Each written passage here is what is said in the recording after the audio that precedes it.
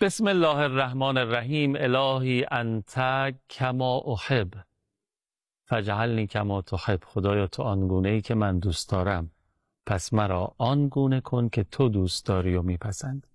به حق محمد و آل محمد صلوات الله علیهم اجمعین. اللهم آمین.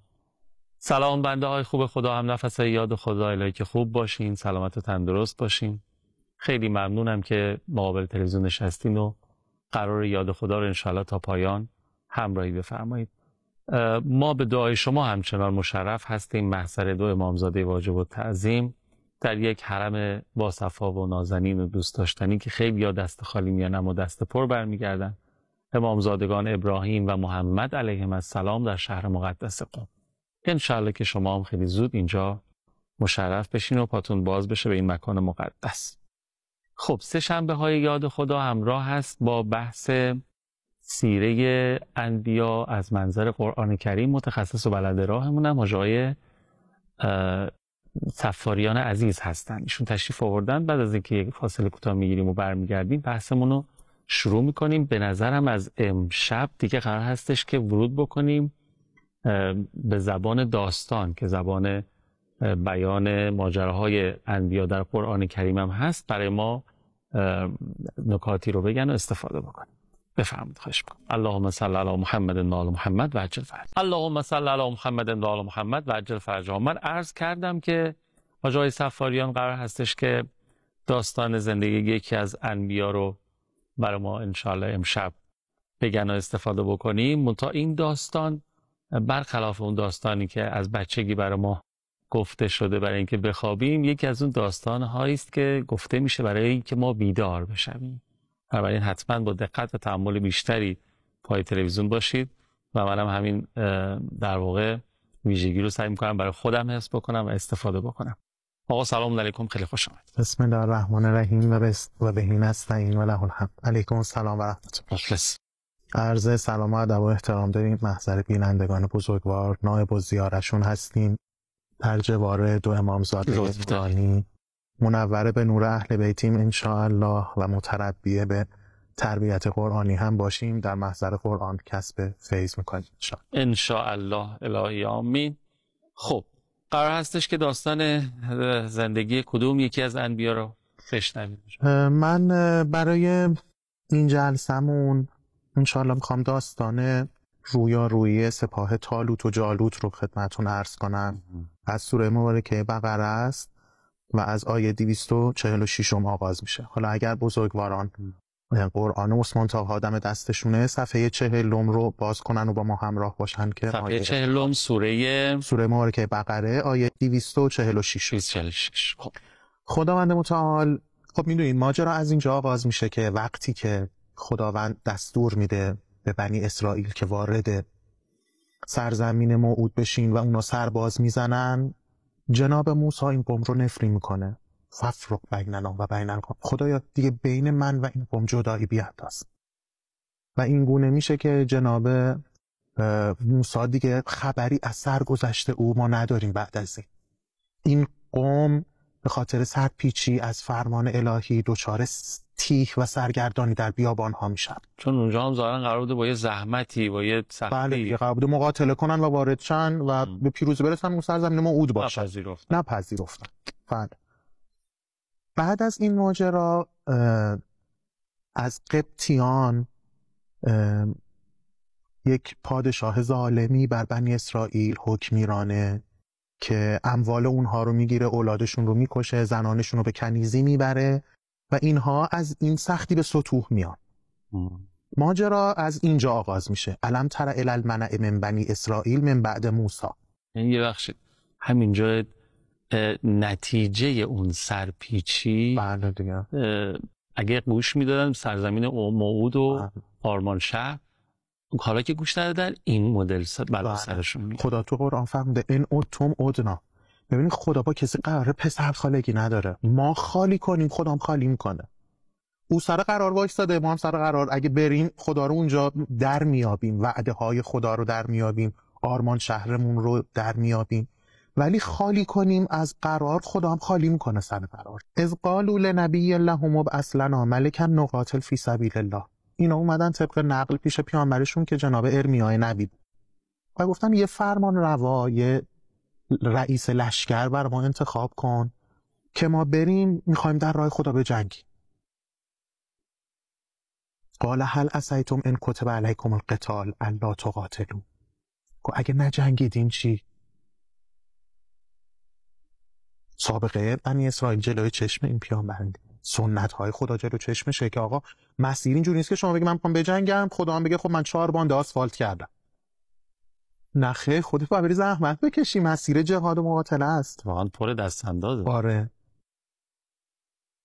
قالوا و ما لنا ان لا نقاتل فی سبیل الله وقد اخرجنا من دیارنا و ابنائنا، چرا نریم بجنگیم؟ سرزمینمون رو گرفته، اموالمون رو گرفته، بچه‌هامون رو گرفته. فلما کتب علیهم القتال تولوا الا قلیلا منهم. هر کسی میتواند به دست و زبان و قلم و قدم و به هر روشی به برادران گرفتار لبنانی، سوری، برادران مجاهدین خود کمک کنند. چقدر ما کمک کردیم. فرمان جهاد صادر شد، فلما کتب علیهم القتال تولوا الا قلیلا منهم.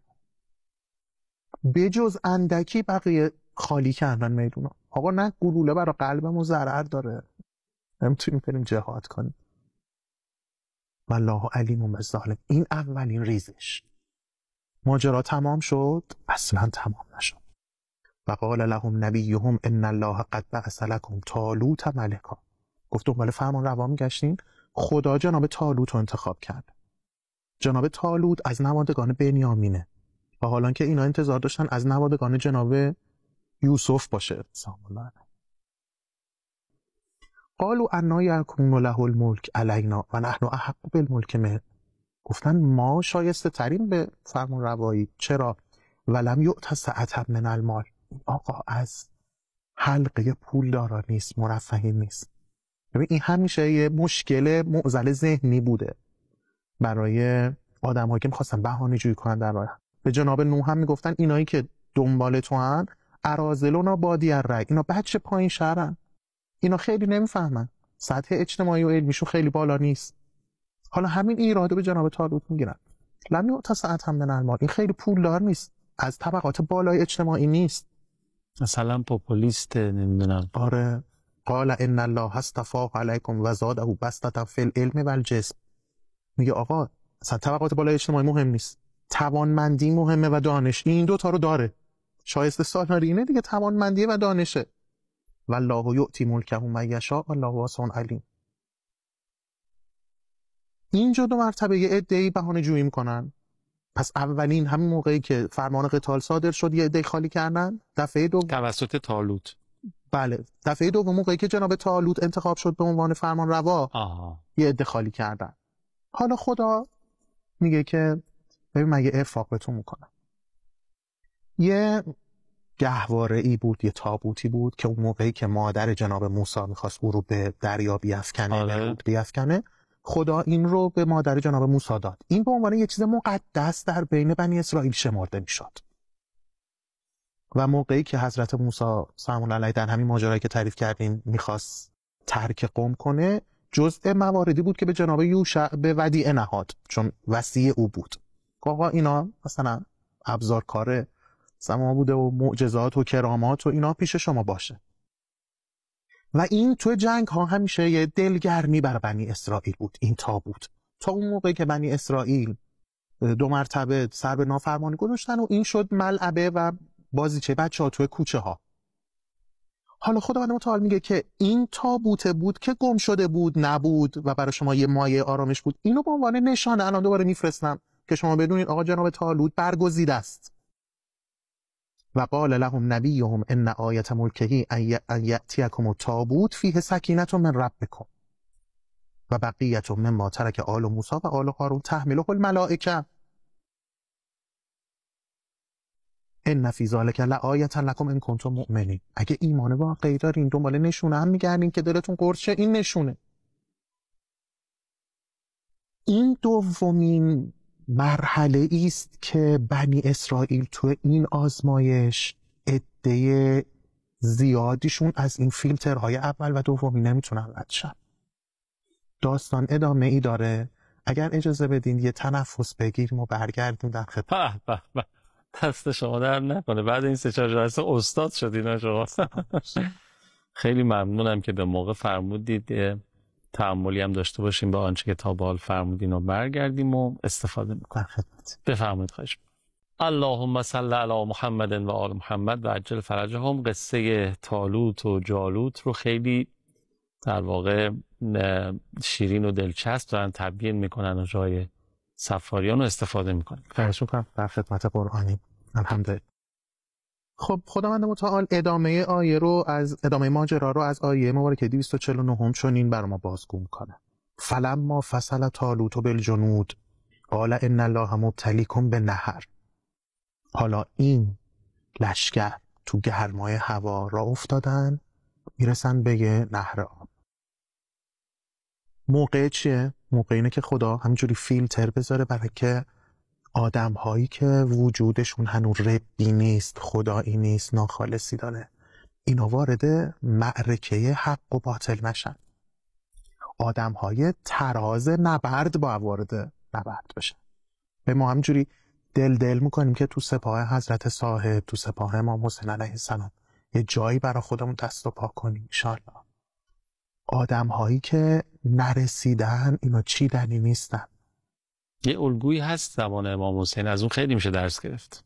یارانی که موندن تا آخر اونا چه ویژگی‌هایی داشتن؟ آیا ما داریم؟ الان ببینین خداوند متعال یه ابتلای جدید پدید میاره سر راه. قال ان الله مبتلیکم بنهر فمن شرب منه فلیس منی. اگه کسی تو این گرمای هوا، حالا با تجهیزات نظامی، قاعدتا انسان خسته است، تشنه است، رسیدن دم این نهر آب، فرمود اگه کسی بخوره از این آب از من نیست، تو تیم ما نیست. و من لم یطعمه فانه منی الا من اغترف غرفة. بگده اونایی که بخورنم ریزش میکنن. حالا یه دم هستن این وسط نمیتونن تحمل تشنگی کنن و نه میخوان از این لشکر دور بیفتن، یک کف دست آب بخورن، پس 3 دسته شدن. فشربوا منه الا قلیلا منه. دیدیم تو ابتلای اول فرمود که اکثرشون از این نبرد پاپس کشیدن. 2 مرتبه تو ابتلای بعد اکثر ریزش کردن، 2 مرتبه تو ابتلای بعد اکثر ریزش کردن. چیزی هم دیگه موند. آره ببینید روایات آخر زمان خیلی عجیبن که حضرت فرمون که قطعا شما غربال میشین. مثلا فتنه های آخر زمان برای همین اومده که آدم های خالص برسن به اون نبرد پایان. حضرت فرمود عین گندم که اینجوری باد میدن، دیدین توی سینی های بزرگ میریزن، اونایی که سنگین نیستن، دارای وزن نیستن، اینا رو باد میبره، به کوچکترین نسیمی ریزش میکنن. آره این ریزش ها و رویش هایی که عبارت که آقا این چند ساله داریم میبینیم دیگه حالا به مرور. فلما جاوزه هو الذین آمنوا معه قالوا لا طاقة لنا اليوم بجالوت و جنوده. اینو گذشتن، سپاهی که قرار بود از امتحان الهی آب نخوره ولی خورد. وقتی رسیدن گفتن ما یارای مقابله با جالوت نداریم. خود جالوت آدم درشت اندام و یک لشکر مجهز که به جهت کیفیت و کمیت لشکر وسیعی فراهم آمده. این آدم ها گفتن ما نمیتونیم بجنگیم. ما ناو هواپیما برمون، تعداد موشک هامون، ادوات نظامیمون، فاکتورهای اقتصادیمون اصلا در حدی نیست که ما بتونیم با این ابرقدرت پنجه در پنجه درافکنیم. قال الذين يظنون انهم ملاقو الله كم من فئة قلیلة غلبت فئة کثیرة باذن الله والله مع الصابرین. یه عده اینا ملاک پیروزی در جنگ دستشون بود. ملاک پیروزی در جنگ نفر نیست، تجهیزات نیست، تعداد موشک و ناو و هواپیما اینها نیست. یه نکته دیگه از اون استقامت مؤمنینه. شما نگاه می‌کنید مثلا در فلسطین نبرد نابرابر سنگ در برابر تانک. شما نگاه می‌کنید مثلا حزب الله، می‌بینید که آقا این نه هواپیما داره نه پدافند درستی داره، چجور به زانو در آورده یه ارتش تا بن دندان مسلحی که توسط ابرقدرت‌ها داره حمایت میشه. همین ارتش تا بن دندان مسلح که توسط ابرقدرت‌ها داره حمایت میشه، اصلا اوناست در واقع این جلوه. از پس یک گروه به اسم حماس برای نیومده که تعارف نداریم دیگه، چه دیالا بماند دیگه بقیه‌اش. این تعبیر همین در واقع تعبیر همین آیه‌ای که داریم. اینایی که سر ماجرا رو فهمیده بودن اینجوری گفتن قال الذین یظنون انهم ملاقو الله، اینا یقین داشتن به اینکه ملاقات خدا که چیزی نیست ما ازش فرار کنیم. در یکی این مستندهایی که از صدا سیمای خودمون پخش شد برای نیروی دریایی سپاه بود، این آقا رفته بود و متجاوزانه به آبهای سرزمین ما رو در خلیج همیشه فارس دستگیر کرده بود و آورده. بعد مصاحبه می‌کرد با اون آقایان دستگیر شده که شما چی شد، مثلا این همه تجهیزات دارین. گفت ببین به ما گفته بودن یه آدمایی هستن لباس سبز پوشیدن و اون نمیدونه سپاه چی و اینا اصلا از مرگ نمیترسن. ما دیدیم ما این همه تجهیزات داریم، این اومده هیچی تجهیزات نداره، یه اسلحه دستشه.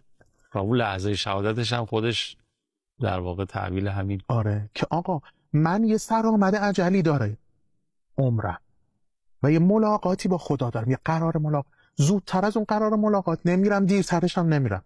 از چی بترسم؟ ببین آقا میرن اون تو جنگ چی میگه؟ اعر الله جمجمتک، جمجمتو به خدا بس، چرا میترسی؟ مستقیم نگاه کن، آخرین صفوف دشمنو نگاه کن، بگو پیروزی از آن ماست، خدا تو تیم ماست، خدا عزیزه. ببین عزیز، ما تو فارسی مثلا میگیم عزیزم حسین، تو عربی عزیز به این معنا نیست. عزیز یعنی اون که دست بالا رو داره و همیشه پیروز. وقتی خدا بیاد تو این تیم قرار بگیره، خب این تیم میشه تیم همیشه پیروز. یه میگم اون موقعی که اون تصویر جهانی ثبت شد کلی بازتاب داشت تو دنیا، لحظه شهادت یحیی سنوار، اون موقعی که چوب دستیشو که تازه زخمی هم هست مجروحه اینجوری پرت میکنه به سمت اون پهپاد، اینا فرار میکنن، بعد با اون ادوات نظامی میان حمله کنن به یه نفری که نمیدونستن یحیی سنوار هنوز. فکر کنم یه رزمنده عادی، یعنی از یک رزمنده معمولی حزب الله با اون حال مجروح با یه چوب دستی، اینا انقدر میترسیدن که میفهمن. ولما برزوا لجالوت و جنوده قالوا ربنا افرغ علینا صبرا و ثبت اقدامنا وانصرنا علی القوم الکافرین. خدایا قدم‌های ما رو توی مسیر سست نکن، ثابت قدممون کن، ما پای این پرچم بمونیم. این حسین گفتنا، سینه زدنا، اشک ریختنا، اینا ما رو توی این مسیر نگه دار. الهیام فهزموهم باذن الله، لشکر جالوت رو شکست میدن. و قتل داوود و جالوت، حضرت داوود سنگی میزنه به پیشانی جالوت و این بت بزرگ برای اینا میفته و میشکنه، تمام میشه، لشکر از هم میپاشه. حالا خدا میخواد بگه که شما در عرصه میدان وقتی ایستادگی میکنین، من برای شما مشوق‌های قرار دادم. و آتاه الله الملک و الحکمه و علمه مما یشاء. جناب داوود به خاطر این رشادتی که از خودش به خرج میده، دارای مراتب وجودی بالاتری میشه نزد خدا. بعد خدا میگه که میدونین سر جنگ چیه؟ و لولا دفع الله الناس بعضهم ببعض لفسدت الارض ولکن الله ذو فضل علی العالمین تلک آیات الله. آقا اینا نشان است، من برای شما دارم میگم، داستان که نمیخوام بگم، میخوام بگم از نکته این درس بگیر. اگر نبود پایمردی آدم هایی که در وسط معرکه شمشیر بزنن، فساد و سیاهی و تاریکی زمین رو برمی داشت. این شعله های شمع رو خدا در این جهان تاریک افروخته که راهنمای مسیر هدایت ما باشن. انشالله ما هم پیرو راستینی برای بزرگوار باشیم. الهی آمین. انشاءالله به برکت تبیین شما و مثل شما از منابع دینمون، از قرآن کوچکترین شاگرد این کریم. آره سلامت باشین بزرگواری. کسانی که محضر قرآن کریم تلمذ میکنن، درس دین میآموزن و آموزش میدن، بزرگن. تواضع شماست و ما خوشحالیم که استفاده میکنیم و توفیقی است رفیق حقیر و مردم شده که در یاد خدا محضر شما هستیم و یاد میگیریم و استفاده. فقط خدا کنه خدا بهمون توفیق بده اون چیزی که یاد میگیریم بتونیم عمل بکنیم. نکته اساسی اینجاست. در طول تاریخ خیلی بودن خیلی بیشتر از ما میدونستن، اما شاید به 1000 اون که میدونستن نتونستن عمل بکنن. نکته اینجاست ان شاءالله که توفیق عمل پیدا بکنیم. اوامر ندارین؟ باش من عرضی نداریم. زنده باشید، محبت باشید. خیلی استفاده کردیم. خیلی ممنونم که تا پایان برنامه خودتون رو تماشا کردین و اگر نکته‌ای، حرفی، حدیثی هست حتما از این پل‌های ارتباطی استفاده کنید و انتقال بدین. و 162 هم شماره عمومی سازمان جای خوبیه برای اینکه اظهار نظر بفرمایید. مراقب خودتون و خوبیاتون باشین. التماس دعا یا حق. خداحافظ.